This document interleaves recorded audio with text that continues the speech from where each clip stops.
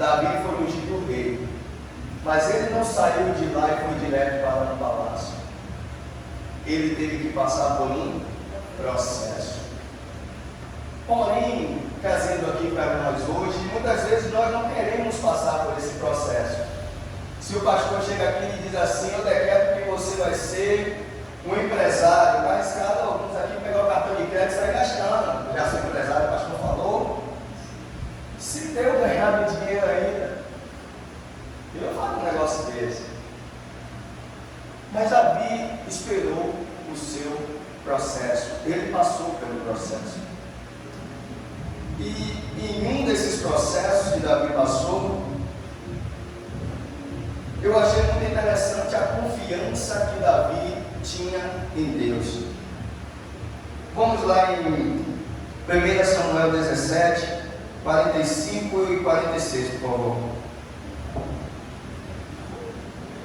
1 Samuel 47, não, 17. 1 Samuel 17, desculpa. 45 e 46. 17, 45 e 46. Uma parte que eu acho interessante aqui é quando Davi vai enfrentar Golias. Tinham vários soldados treinados, vários guerreiros lá. Creio que os melhores estavam lá. Mas Davi, vamos falar um baianês popular aqui, plenamente daqueles caras de tanto jeito que nenhum daqueles homens tiveram coragem de enfrentar aquele gigante. Aí Davi vai lá levar uma comida para os irmãos, veio aquela cena toda, Davi falou: não, esse grandão aí está afrontando o Deus dos exércitos, eu vou lá. E aí os irmãos calam a boca, Davi está querendo se aparecer. Ele: não, eu vou lá, vamos ver. Olha quando Davi encontra Golias frente a frente, o que Davi diz a ele. Davi, porém, disse ao filisteu: você vem contra mim com espada, com lança e com dardos, mas eu vou contra você em nome do Senhor dos Exércitos, o Deus dos Exércitos de Israel, a quem você desafiou. Hoje mesmo o Senhor entregará nas minhas mãos, eu o matarei e cortarei a sua cabeça. Hoje mesmo darei os cadáveres do exército dos filisteus, as aves do céu e os animais selvagens, e toda a terra saberá que há Deus em Israel. Glória a Deus. Imagina, queridos, a confiança que esse jovem tinha que ter em Deus. Imagina como o coração de Davi era moldado a confiar em Deus. Mas muitas vezes nós não somos assim. Na maioria das vezes, na primeira dificuldade, a primeira opção é desistir, é deixar tudo e fugir, como muitos daqueles homens fizeram, se esconder e dizer: deixa que outro resolve. Aí aparece o improvável. Será que eu estou falando com algum improvável aqui? Davi está lá, vai levar uma comida e encontra aquele gigante, e o final da história a gente já sabe, ele mata esse gigante. Mas aqui a questão é: aonde está a confiança de vocês? Ou melhor, aonde está a nossa confiança? Porque na maioria das vezes eu costumo fazer algumas perguntas aos meus colegas de trabalho, e eu vejo que eles confiam no presidente, eles confiam no dinheiro deles, mas poucos me dizem que confiam em Deus. Ou seja, eles são mudados pelo que acontece, se eles estão bem financeiramente, se eles estão bem no relacionamento dele, Deus está com ele. Mas se ele passa por o menor aperto possível, é como se para eles Deus já tivesse afastado dele. E aonde é que isso está? O problema todo não é a circunstância que você está passando, é se você tem a confiança que mesmo naquela situação Deus está do seu lado. E Davi tinha sim essa confiança impregnada dentro do ser dele, porque mesmo com aquele gigante na frente dele, cheio de arma, ele falou: Deus vai te entregar nas minhas mãos. E falou mais: vai me entregar todo esse exército dos filisteus. Será que se a gente tivesse a confiança depositada em Deus, Davi tem. A gente não consegue, eu te atrapalhando também, né? Amém. A gente não consegue enfrentar as dificuldades da nossa vida. Davi era um homem corajoso. Davi enfrentou o urso. Davi enfrentou o leão. Tudo para defender as ovelhas que foram confiadas a ele. E você que tem enfrentado para defender as pessoas que Deus confia a vocês. Tem alguns amigos meus aqui que não enfrentariam uma barata, que chama uma mulher para matar. Se vir um rato gritando, corre os dois. Mas Davi enfrentou o urso, Davi enfrentou o leão. E aí a pergunta que fica para nós: o que nós temos enfrentado? A primeira dificuldade nós temos desistido dessas vidas que Deus tem nos confiado. Davi deixou um legado muito forte no meu coração. Se está comigo, não vou deixar para trás. Eu não deixo para trás. Ninguém fica. Ou vai no meu ombro ou vai ficar em dois. Como eu não sou muito de me jogar para trás, irmão, ele vai. Eu costumo dizer isso. Os discípulos da minha célula, da Limpuquinha, Taquinho, Vini, eles sabem o que eu posso fazer para ajudá-los espiritualmente. Vai ser feito. O que eu peço a eles é só: não desista. Enquanto você tiver força, lute. Deus é com vocês e eu não vou abandonar vocês. Porque eu fui ensinado assim pelo meu pastor, pelos irmãos aqui da igreja, e eu não posso passar um legado diferente do que eu aprendo. O problema é que a gente vem para o culto, senta, escuta, aprende, e quando a gente bota o pé para fora da igreja, parece que tudo se esvai, some. Será que a gente consegue aplicar um pouquinho do que a gente aprende aqui na nossa vida social lá fora, para que as pessoas vejam Jesus em vocês? Vocês querem ver como é importante isso? Eu encontrei uma amiga ontem e ela disse que se converteu em Fernando Eres. Ela quer vir fazer parte dessa igreja. E ela citou algumas pessoas aqui da igreja que ela vê como um exemplo. Ela segue o Brasilene, ela disse que te conhece. É você, meu irmão. Porque ela falou pai, pai, eu não fosse pai não. Aí quando ela falou sobre eu digo a esposa do Luiz. E a Ana, eu disse o exemplo, ela vê a caminhada dessas pessoas e ela disse: eu quero ir para lá, porque ela tem essas mulheres aqui como referência.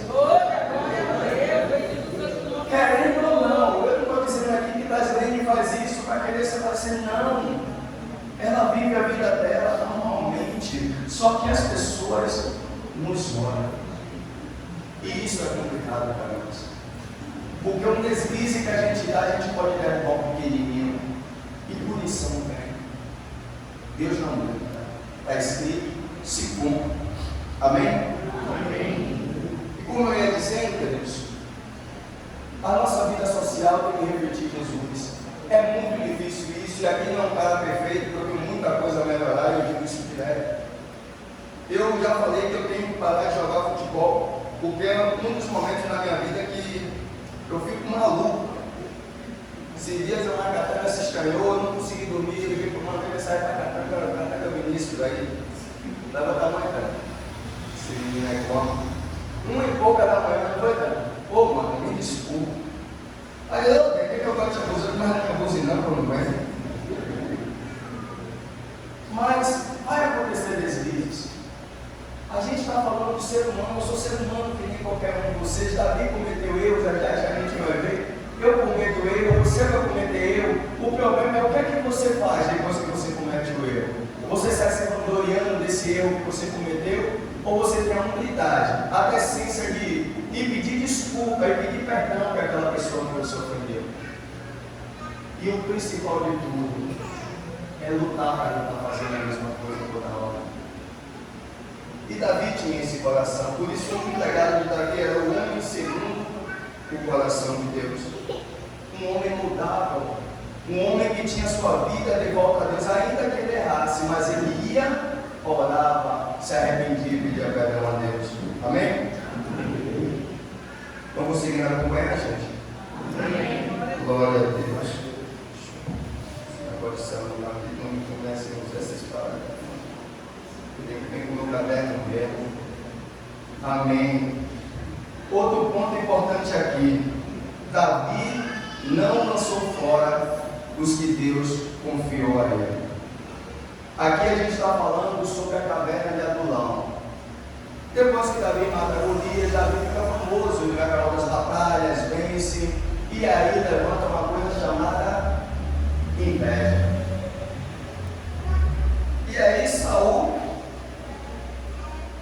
bota na cabeça dele de matar Davi, porque Davi estava levando toda a fama que o rei achava que tinha que ser para ele, claro, né, o rei. E Davi, Deus, com toda a sabedoria de Deus, derramou sobre a vida dele, e Davi sentiu isso e aí fugiu. Foi parar nessa caverna de Adulão. Porém, como um cara tem um chamado para a liderança, ainda que ele fuja, pessoas vão atrás dele. E Davi vai, e várias pessoas vão ter com ele, familiares dele. Vai um monte de pessoas que eram marginalizadas pela sociedade, homens depressivos, homens que estavam com dívidas altas. Aquele povo que muita gente não quer perto. Foram todos atrás de Davi. Engraçado que se Davi está fugindo, é mais importante para Davi estar sozinho, é mais fácil de se esconder, ou é melhor se esconder com a galera? Sozinho. Claro que é sozinho, mas Davi não faz isso. Ele não dispensou aqueles homens. Davi não dispensou aqueles homens.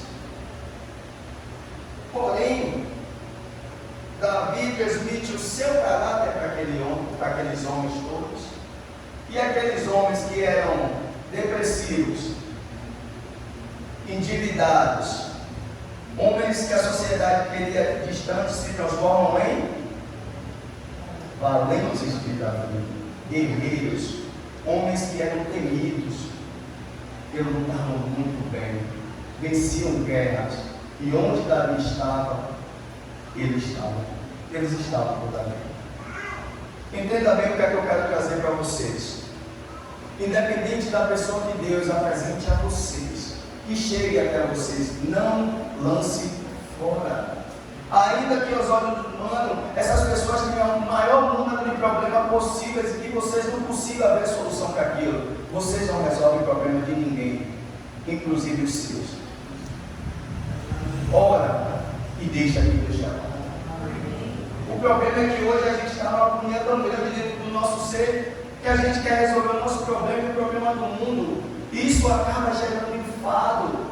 E a gente acaba desistindo de ajudar pessoas. E como é que você pode ajudar pessoas? Estando perto, orando, ensinando essas pessoas a palavra de Deus. Olha, filho, a palavra diz isso, a palavra diz aquilo. E essas pessoas sim vão aprendendo, transmitam o seu caráter para Deus, para eles. Deus transmite o caráter para você e vocês transmitem o seu caráter para essas pessoas. Essas pessoas cada vez mais vão ficar parecidas com você. Aí que a gente toma mais um cuidado. Que tipo de pessoa a gente vem criando? Esses dias eu me peguei pensando, estava com ele e ele me soltou algumas gírias lá e eu falei, misericórdia, que menina falando gíria. Aí eu falei, não, tem que parar de falar gíria urgente. Sério mesmo, porque minha filha, eu não quero minha filha falando gíria. Minha filha é uma princesa, eu quero minha filha falando decente. Eu vou até falar para o Salomão mais velho, tinha uma palavra assim, mas o menino tem umas palavras difíceis ali. Mas eu tenho isso, eu tive que ter esse senso. O que é que eu estou transmitindo para minha filha? O que é que eu estou transmitindo para esses meninos que andam comigo, esses homens que estão lá na sala? Esses dias eu estive na casa de Cuca, né? Aí eu pergunto logo a esposa, como é que esse rapazinho está se comportando? Aí ele deixa ela falar. Melhorou bem, amém. E é uma honra para mim quando eu chego que as esposas do discípulo dizem, esse homem agora é um homem que me ajuda em casa, é um homem que não me tem como uma empregada. Eu digo, ainda, agora sim. Está melhorando o negócio. Não, o pastor não se dele. Isso aí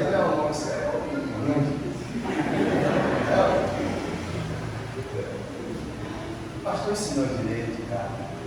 Eu hoje, eu creio que minha esposa não deve estar 100% feliz comigo, não, né, pai? Com 98 deve estar. Eu tenho que ajudar no máximo que eu consigo.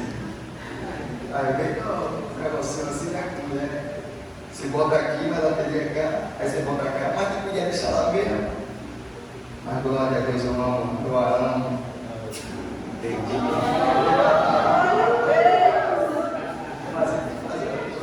O pastor mais igual que ele está fazendo. Então, queridos, brincadeira fora parte, não joguem as pessoas que Deus te entrega fora. Por mais que essas pessoas tenham problemas, por mais que essas pessoas achem que na vida dela não tem esperança, apresente a esperança a ela. Vocês conhecem bem a esperança para todos. Apresente Jesus. Aí muita gente me diz, mas Dene, como eu vou falar de Jesus para uma pessoa? Eu digo, é muito simples. Você começa com um bom dia, boa tarde, boa noite, e você fala de quem me salvou. Você fala do que Jesus faz na sua vida. E você pode ter certeza que o seu exemplo, que o seu testemunho vai levar essas pessoas a cada dia, a cada vez mais amar a Deus sobre todas as coisas. Acabei ainda não, gente. Amém? Por favor. Coloca lá 2 Samuel capítulo 12, por favor. 2 Samuel capítulo 12.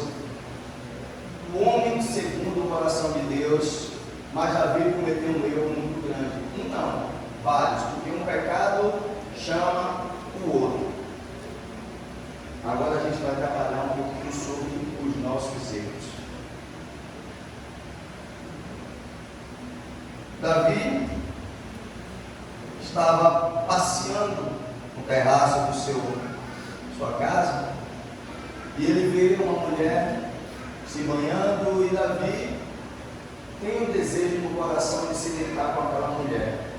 Manda chamar aquela mulher e tem relações com ela.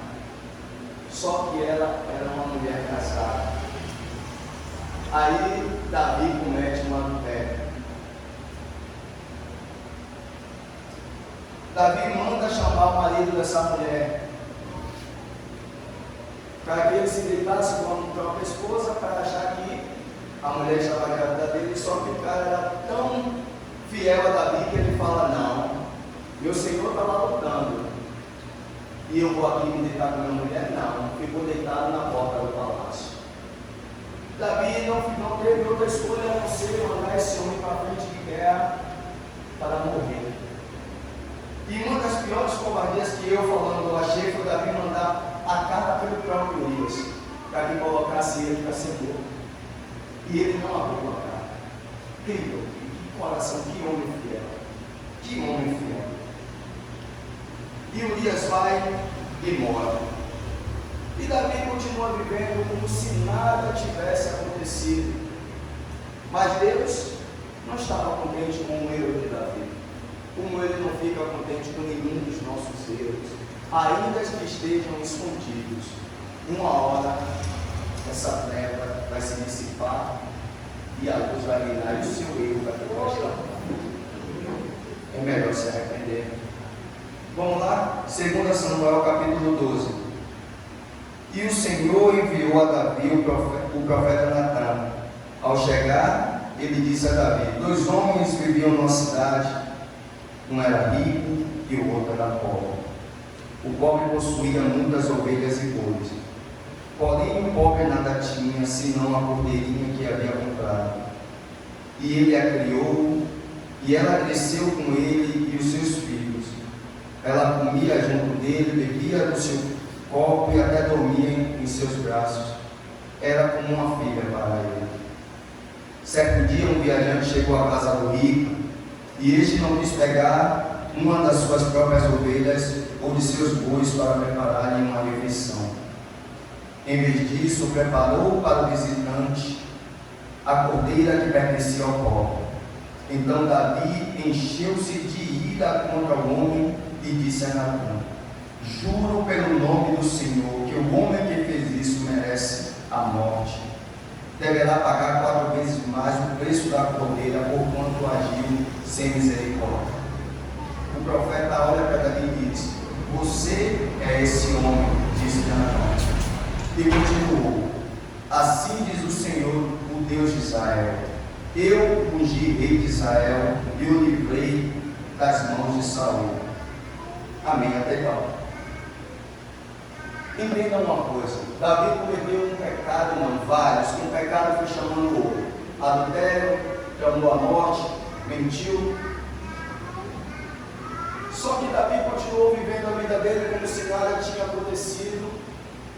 Deus envia Natã para confrontá-lo, só que Natã foi muito inteligente.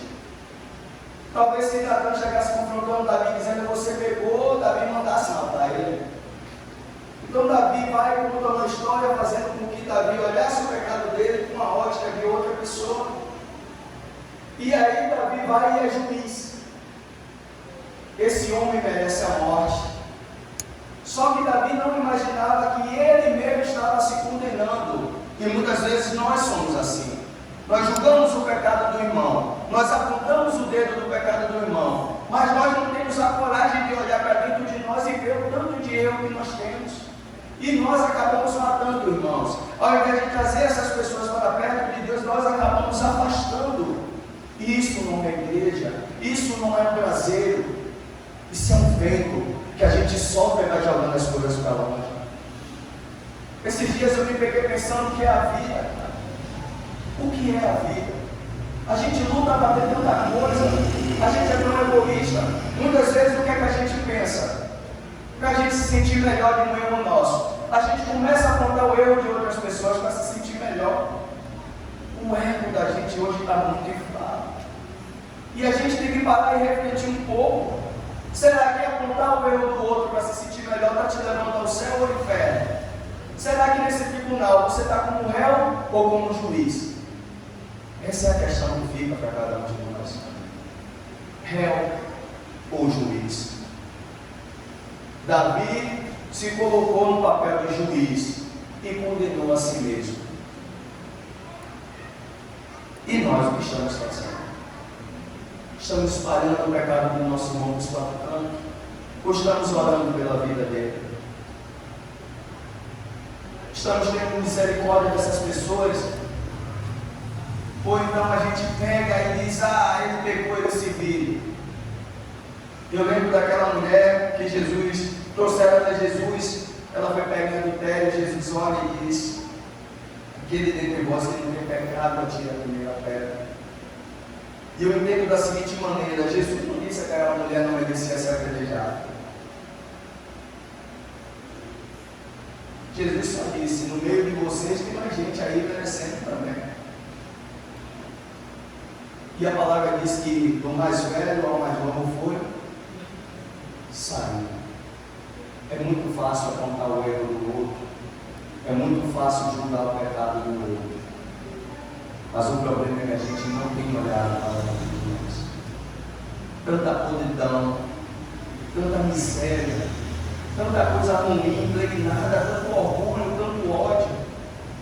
Será que a gente tem capacidade de dizer que ama a Deus e não tem a coragem, a decência de amar o nosso irmão a ponto de perdoar por uma ofensa? Não tem como a gente dizer que ama a Deus e não ama o próximo a ponto da gente tirar, ter 2 coisas e não dividir. Cada um tem uma agora, meu irmão.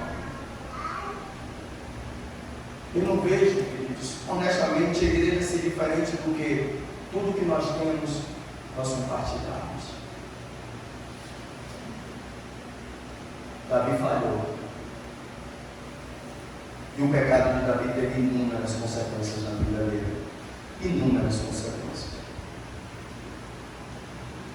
Brincar com o pecado é uma coisa muito perigosa.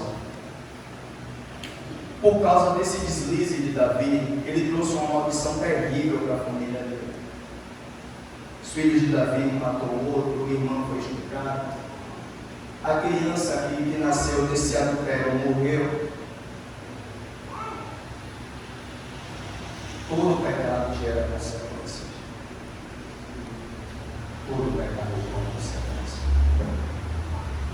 Mas tem uma notícia boa. Davi se arrepende desse pecado. E Davi faz uma oração a Deus lá em Salmo 51, por favor. Já estou lendo. Salmo 51, por favor.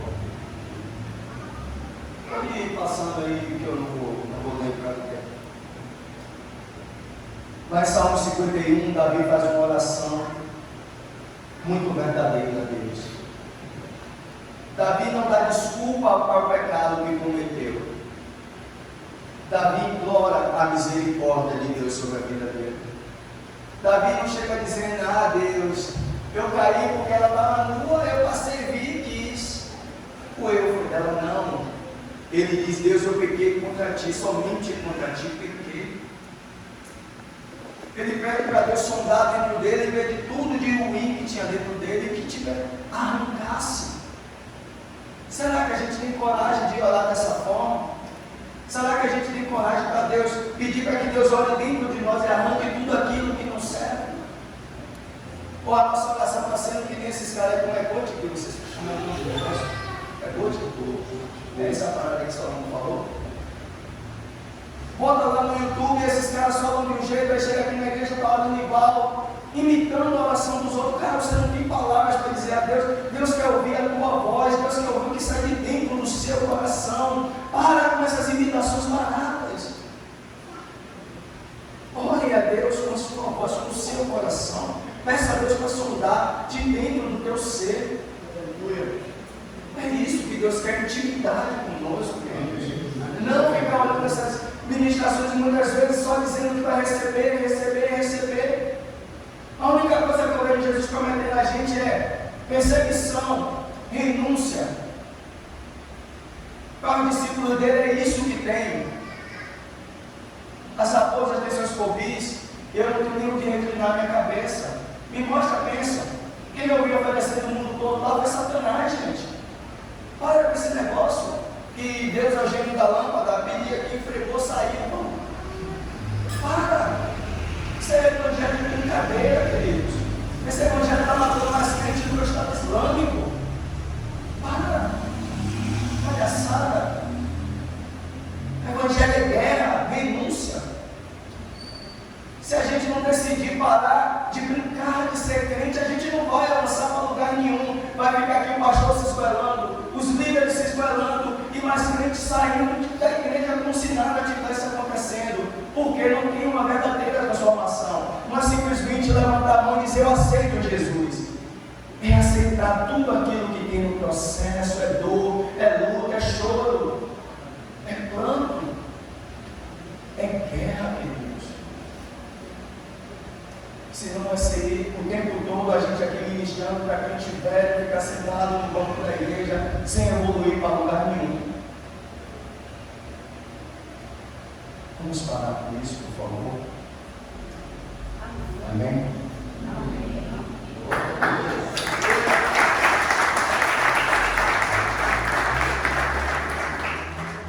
Queridos, do fundo do meu coração, eu não quero aqui estar trazendo peso para o coração de nenhum de vocês.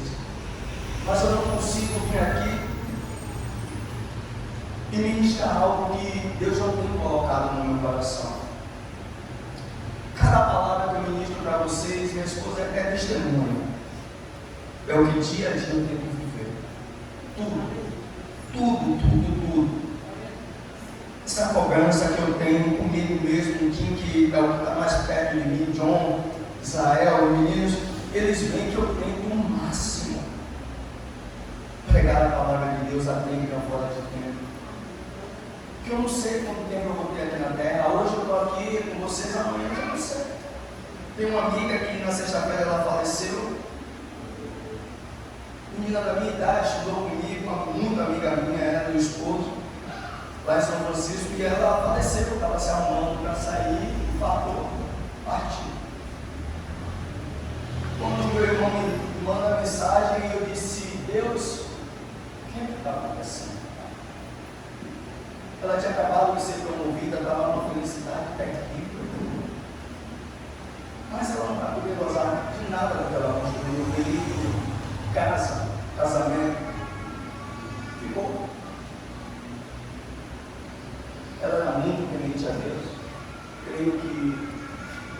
misericórdia do Senhor, ela foi salva. Mas aqui, ela não pôde levar nada. Então, para que deixar para amanhã o que a gente pode fazer hoje? Se você não consegue ministrar para 10, ministre para 1. Se você não consegue ganhar 1000, ganhe 500. Mas se movimente e faça algo. E o principal de tudo, Deus, arrependa-se. Todos os dias não consiga dormir se contentando com o seu erro. Faça uma oração sincera. E um conselho de um irmãozinho um pouco mais experiente, um pouquinho de nada, um pouquinho só, galera. Cuidado com as ministrações que vocês vêm consumindo pelo mundo. Cuidado. O Evangelho não é fácil como entender. Negativo. E por aqui eu vou encerrar, mas eu vou orar pela vida de vocês e quero dizer a cada um de vocês que eu amo muito vocês. Muito vocês mesmo. Quero parabenizar a igreja pela movimentação que foi feita na situação de Falão aí. É sobre isso que eu vou pegar aqui toda vez que eu subo, essa unidade. Não vem de algo vivente essa unidade. É sobre isso. Vamos ficar de pé para a gente orar, por favor.